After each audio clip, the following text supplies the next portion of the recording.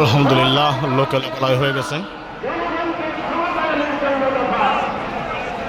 আমরা 1 বছর আগে বাংলাদেশের মানুষ কারো পরাধীনতা মেনে নিতে চায় না, তা প্রমাণ করে দিয়েছে।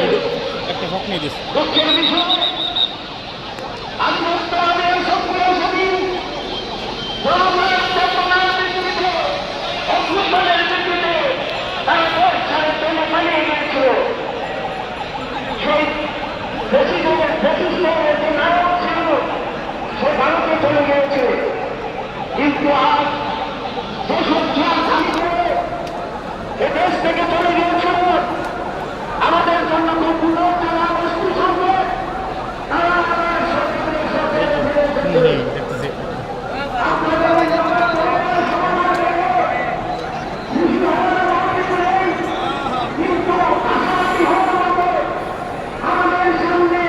এতটা কষ্ট, অনেক কষ্ট, তার ভিতরে অনেক শান্তি, এত লোকের মাঝে খুবই খুবই ভালো লাগছে। অনেক গরম, তারপরে অনেক ভালো লাগছে।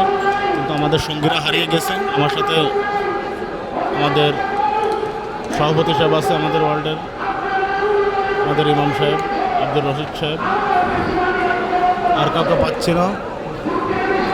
হাফেজ সাহেব, ইউনুস এবং আসাদ হারাই গেছে দুইজনই।